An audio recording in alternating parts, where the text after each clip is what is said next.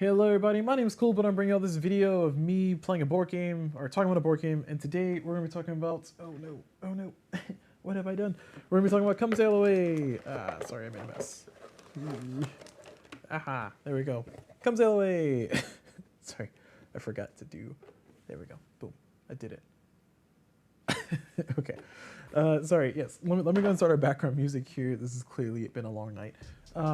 Yeah, so as far as everything goes, Come Sail Away is a game where you are essentially trying to place people in their rooms, move them in Mancala style, so you're trying to place them around, and you're trying to fill in the rooms according to what the pattern has on the rooms, and you're trying to score points. And you want to have the most points possible by the end of the game. Highest points wins. This game is played over 12 rounds, and what you see here is a setup for playing solo, and you also see me at the top of the third round. So I'm going to explain some of the rules as we go along. I'm not going to explain every single thing exhaustively. I did do a full playthrough where I kind of did a rolling teach where I explained as I was playing because I was playing solo anyway. But this game is pretty straightforward, pretty simple. I will say right off the top, for those who want to just know my feelings of the game, I like this game a lot. I think it's pretty good. It's very nice and, you know, kind of like nice puzzly game. Has a lot of variability, and that's been really fun. But also introduces a lot of challenge in you trying to finish the puzzle, do the puzzle. Sometimes the puzzle's not possible, and so on and so forth. So we'll talk more about that a little bit later. But going back into the game, as I mentioned before, I'm in the middle of my third round, the top of the third round. So I have these two cards that I've drawn, because when I'm playing solo, I will have, or actually when you're playing solo or not solo, you'll have two cards to choose from. And when you're playing solo, you'll draw the two cards. When you're playing multiplayer, you'll have passed the card and stuff. I'll explain more of that later. But while playing solo, I'm going to have these two cards. Now I get to choose which of these two cards I will keep. And then which card I'll throw away. The card that I keep will determine which people I have. And as you can see on my map here, there's different rooms with different patterns. So for instance, this room has 3 blue doors. This room has 4 different type of chairs. This room have 2 pairs of chairs. Like this room has the same pattern as that one, or sorry, this chair has the same pattern as that one. This chair has the same pattern as that one, and that's really the main differences here on the base board. I'm playing with the base, the normal, the introductory stuff, if you will.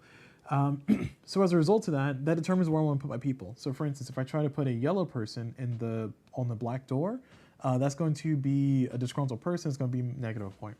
And I'll explain more what that means later. Or sorry, as we go along. So I'm going to choose this card, and what this card tells me is this card will tell me what people I get. So in this case, I will get a black meeple, followed by a black meeple, followed by a teal meeple, followed by a yellow meeple. Now when I go to place these meeples, I will place them either from left to right or from right to left. What I mean by that is that I'm not allowed to do, put a black meeple there, and then put a teal meeple there, and then put a yellow meeple there. That breaks all kinds of rules, and I'll explain why in a moment. But I'll have to place them either from left to right or from right to left. Now, when I do place these people on the map, I will be placing in a Mancala style. That's kind of the catch-all phrase to essentially say I'm going to be placing in a snake fashion. And I'm not allowed to skip rooms, so I'm not allowed to skip spots, and I'm also not allowed to double back on the same room. So what I mean by that is that I can do, this is allowed, so this move is a legal move, so I can do one person there, one person there, one person there, and one person there like that. Because I moved in a snake fashion and I did not double back on myself. Again, another legal move would be to do this person here, this person here, this person there, and that person there. That's also a legal move. What is not a legal move is for me to do this person here, this person here, this person there, and this person there. Because I've doubled back into the same room, that is not allowed. And then subsequently, I'm also not allowed to do this number where I do this person here, this person up here, and then this person over there, and then this person down here, because I've skipped a room. So those are not allowed. Essentially, you must do it in a snake format, going one at a time. Now the placement I'm going to do for this one, because I've already determined this, so I'm going to put one person there, one person there, one person there, one person there. And now that I've done that, I'm going to put my cards to the side here, and then I'm going to check to see the suitcase. Now the suitcase will tell me, will determine if I get a boost or not. So what I check is to see if the person that has a suitcase under, which in this case is a teal person, did they go into their room, or did they go to a room with their own door? And the answer is yes. If the answer is yes, I get to move myself up on this luggage track, And this luggage track will be progressing as you do more of those things throughout the game to give you things like extra rooms that you can add to your board that will allow you to place people there. They can give you pulls from the center room to allow you to put them into any room that you have your choice, or pulls from what's called the pier or the assortment of other people and put them in other rooms, and so on and so forth.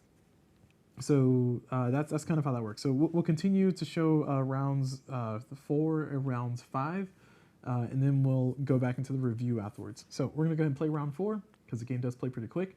In a solo game, I'm going to draw 2 cards and I'm going to choose which one to play. If you're playing a multiplayer game, that card that you saw me throw away, you would not throw away. You would pass to the person on your left or pass to the person on your right, whichever way you're doing. And then they will end up drawing a card from the deck, and they'll choose between the card you gave them and the card that they drew, and then they'll pick one, do the things, and then they'll pass the one that didn't pick to the next person, so on and so forth. But playing solo, you don't pass, you just throw the one that you didn't pick away. So in this case, I drew these new 2 cards, and I get to choose which of these 2 cards I want. So from here, I'm trying to strategize in my mind. I'm trying to say, okay, this one has a teal bag here, and I want to try to put a teal person there so I can score it, but that's going to be dangerous because then I won't be able to place the right person, or maybe I could. I don't know, there's a few different strategies. Let's take, for example, if I decided to go for this card, just ignoring the other card for a second, and that allows me to do black, teal, and then red. If I decided to do that, and I decided that I'm going to try to put a red person, oh, sorry, I forgot. Last round, I finished this room. That's going to flip this over, which is going to move this forward. Sorry, my apologies for not explaining that. And then because I moved it forward on a door, that's going to give me one of these. That was part of the example I was doing. I forgot ahead of time. And I'm going to choose this door arbitrarily, and I'm going to put it over here. Okay, cool. All right, that might change things up a little bit in this example, but in this case, let's say I decided to try and actually, there's no reason for me to risk doing the way I was going to explain I was going to do it, especially not now with that on the side. So let me recalculate, because we can actually do black, teal, red. So black, teal, red with the one I just chose, like that. And this room wants 4 different people. This room wants pairs, like I explained before, and this room counts as a room with a door. So in that case, I put a teal person, so I didn't pick that one. I put a teal person in a room of their type, so that means I get to move this up, and then I get another door, which I'll choose. I'll choose this one. That worked out. I was not planning for that to work out, but that worked out. Okay, cool. And now we check. Did I finish any rooms? That's the part that I missed last time. I did not finish any rooms, so we move on. So now I go to round 5. So from here, I get to choose between these 2, and this is the last round I'll play before I go into the rest of the review. I think this is a good pickup for me, so I'm going to do this one. And the reason why is because I can do, this is blue, black, black, teal, or lime green, I don't know what you want to call that. So I can do blue here, and then black there. Oh. Nope, that didn't work out the way I wanted it to. Okay, well, this is a perfect example. So I did blue here, black there, and then I grabbed the wrong colors. Hold on. Yeah, I grabbed another blue, sorry. So blue here, black here, and then I want to place a black here. Now, this room needs 4 different people, so that's an illegal move. So in this case, I cannot have multiple of the same color there, so that means this person comes disgruntled. Oh well, should have been paying attention. And then the teal person is going to go there. So now that we've done that, we're going to go ahead and check to see if we did this. Like I said, I kind of bungled this completely. 3, 4, 5. Yeah, I kind of bungled this completely, but we'll check. Did I put the second black meeple, or after the blue one, or after the teal one, in their own room? The answer is no. So therefore, I don't get to move my luggage. So that's what that means. So I just deal with my consequences here. And now that we're at the end of round 5, we check this. Did I finish room number 3? Actually, sorry, before we do that, we finish this room. Flip that. And it's going to move this. And this allows me to pull a person from the pier, or from the supply, if you will, and put them in any room of my choice. So let's see. I want to try to finish room number 3. I don't think that's doable because room number 3 is empty completely for me. So I'm just going to pull a person of red, put them here. And that's going to finish this room. And That's going to allow me to move up. Boop. And that's going to be perfect because I can put this right here to help me out for later. And that's it. So now we check on round number 5. Did I finish room number 3? The answer is no. So now it's just flips face down. Now, if I had finished one of the numbered rooms before the corresponding round comes up, then what happens is let's say I hypothetically finish room number 4. Hypothetically, actually, let's do room number 2. If I finish room number 2 before or during round number 7 in a solo game, what happens is I get to take 3 points, and then this will flip face down. That's it. So essentially there's 3 extra points for me to get for each of these that I finish, if I finish it before the round tracker. And I'll keep doing this until I get to round 12, which round 12, after I finish the 12th round, I stop, the game ends, and then I add up my score. And your score is going to be based on the number of points that you have for finished rooms. It's going to be based on the number of points that you have for people that are left on your board that are not in the middle room, in the ballroom. And it's also going to be minus this many points over here. And then finally, you'll add the number of points that you'll earn up here. So that is how all of that goes. Okay, cool. Now we talked about all that, and we kind of did some sample rounds and vaguely explained the game. The only other thing I didn't explain was that in the middle room here, you can only have three meeples, sorry, 3 different colors of meeples, but you can have as many of that color as you want. So if I had yellow here already, I can stack up on yellows, as many yellows as I wanted to. The problem with that is at the end of the game, if I have unfinished rooms, it's essentially saying that if this is my end state right now, I'm going to get 1 point for each of these meeples that are out here. So it's going to be 1, 2, 3, 4, 5, 6, 7, 8, 9 points. But I'm going to get 0 for any that are stuck in the stairwell. So it is not beneficial for me to have a bunch of meeples stacked there, is what I'm trying to say. But it can save you from having negative points at the end of the game, which are objectively worse. Okay, so going into the review of things, the thing that I love about this game is I love kind of the straightforwardness of the game. It's very much just a straightforward puzzle of you trying to take your 2 choices, choose which one might be the best one, try to mitigate your losses, and then place the people down and move on. The game's not very demanding, which I appreciate. I mean, it is demanding in the puzzle that it gives you. So you have to sit down and think about your puzzle, and you do have some control, not a ton, but you do have some control over the randomness of the people that you get, because you can choose this card or that card. And then you can also hand your opponent maybe a card that might not work for them. So there's some of that interplay that happens if you're playing multiplayer. But for the most part, it gives you a puzzle to try to solve these before the round gets there, so you can get some bonus points, or ultimately just try to finish your board so you can just like survive and not have too many upset passengers.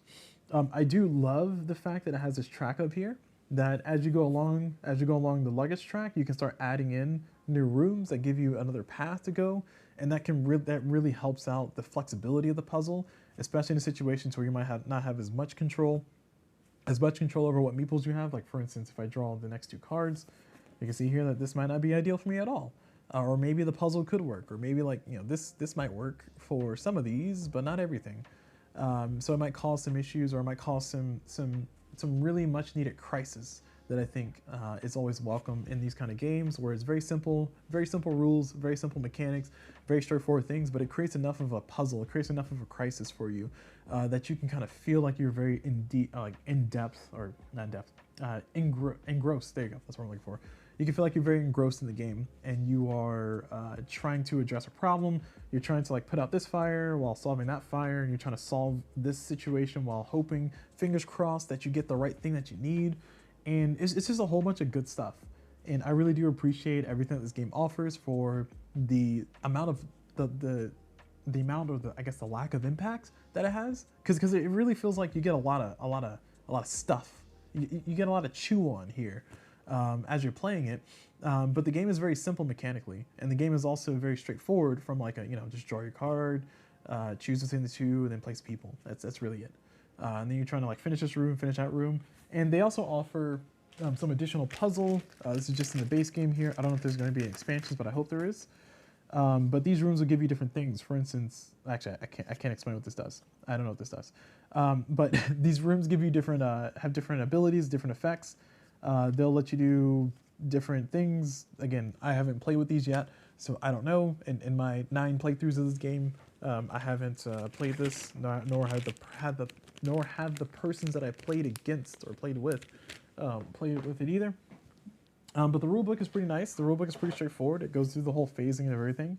It explains everything you need to know, and it gives you a nice section back here for the different tiles. Where's that? It's at the back. Oh, on the back of the book. For the different tiles, it explains what they do, gives you an explainer, shows the pictures, and they also give some examples inside the book, which are useful, but I still kind of wish there was more examples, like especially on the placement example. So the placement example, it gives you, it doesn't give you any like, I guess it kind of does down here. But one question that I had is like, can you go like to the left or can you go to the right? Can you loop? Can you make a C shape? And the answer is yes, just as long as you don't break the rules, which there are 3 basic rules. Room placement rules. Wait, no, that's not it. Where's the, hold on. Oh, here it is. I'm too far ahead. There's these basic rules for placing passengers. Which is you cannot immediately return to the same room. Actually, I thought I had it listed somewhere. One second. I'm reading too fast, clearly.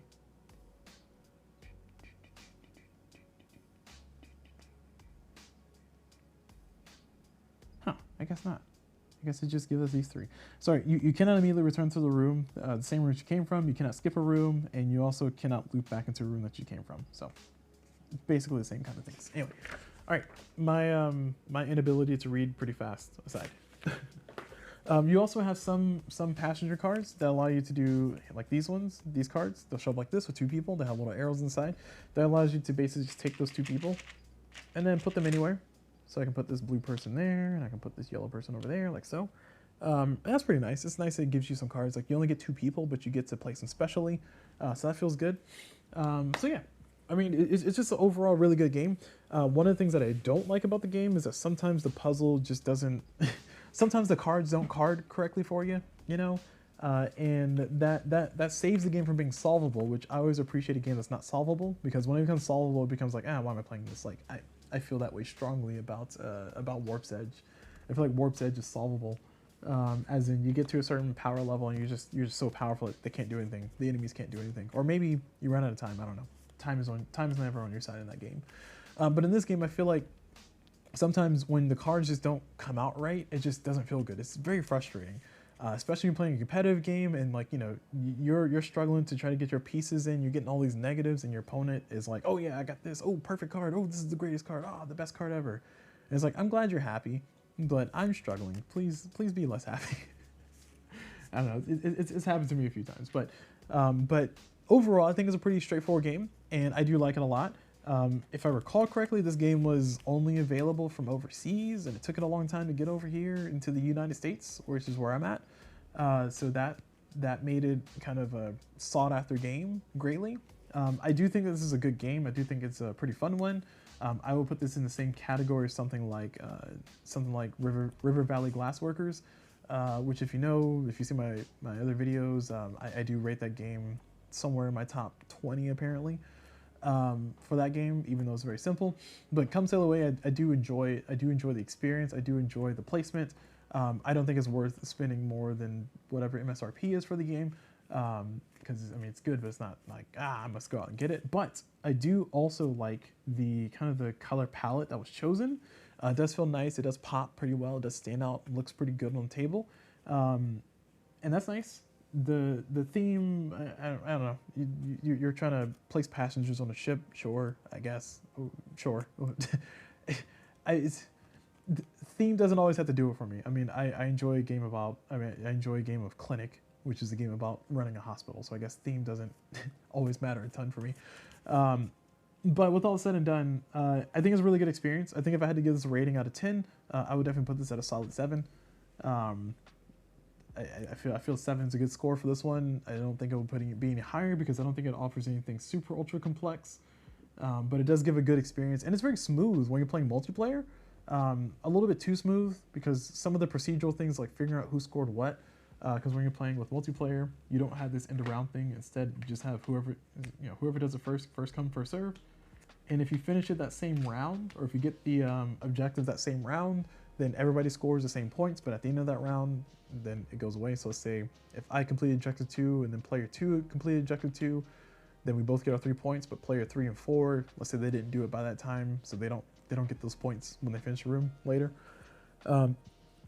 So some of that proceduralness kind of breaks down a little bit, especially when you get into the flow of the game, because you're just kind of, you know, pick your card, pass your card, place your people, score your things, flip your stuff, move your thing, and then kind of move to the next round, draw your card, pick your card, play your card, type thing. And that flow can be too smooth sometimes.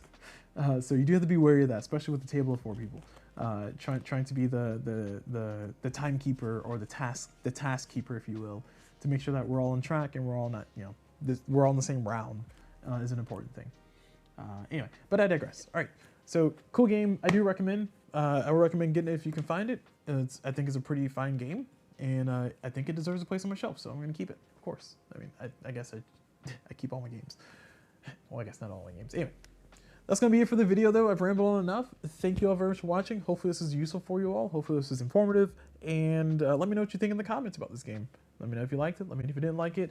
And thank you all very much for watching. And as always, I will see you all whenever.